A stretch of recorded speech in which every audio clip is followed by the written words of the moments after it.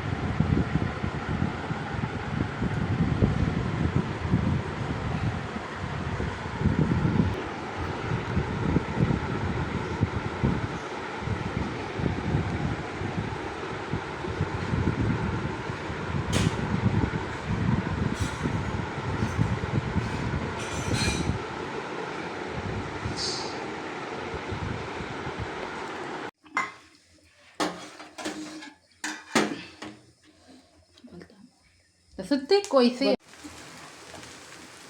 এই যে পোলাওটা রান্না করলে শেষ হয়ে যাবে আমার রান্না। দুপুরে রোস্ট রান্না করলাম, গরুর মাংস রান্না করলাম, তারপরে চটপটি রান্না করলাম। এখন এই যে পোলাওটা রান্না করলেই শেষ। তারপরে গোসল করে ঈদের কাপড় চোপড় করবো।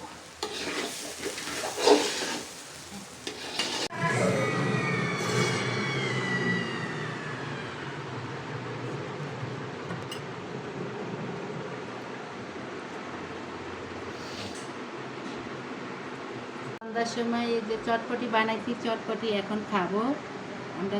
এই যে সন্ধ্যার নাস্তা চটপটি খাবো। আর রোজা ভাঙ্গিয়ে চটপটি খেলে শরীরের জন্য অনেক ভালো, তাই আপনারাও খাবেন সবাই।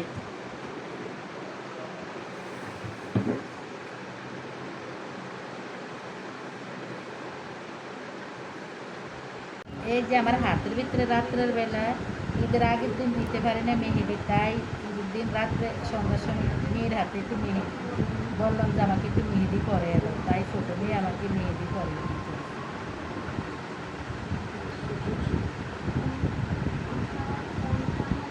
এই যে সন্ধ্যার পর বিছনার যে অবস্থা করছে আমার ছেলে আর আপনাদের আনছিল, তাই বিছনাটা এখন যাবো। ছেলের জন্য বিছনাটা ঠিকভাবে রাখতে পারি না, ছেলে বিছনাটার ভিতরে খালি গোড়াগড়ি করবে। আর আপনারা কমেন্ট করে জানাবেন এটা আমি নিজে হাতে বানাইছি, আমার এটা কেমন হচ্ছে কুসুম খাবারটা।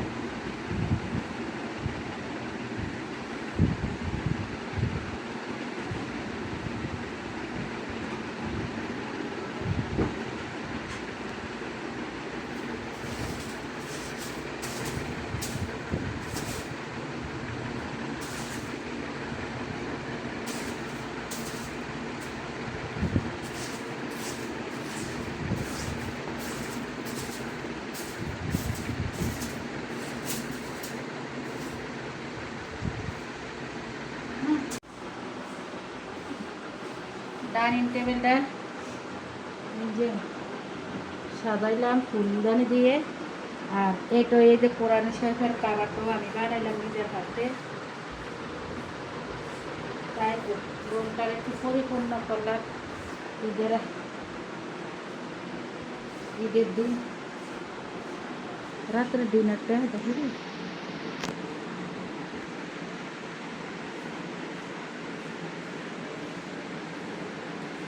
রাত্রে কি আছে, ও এই যে রোস্ট আছে, রাত্রে এখন ডিনার করব।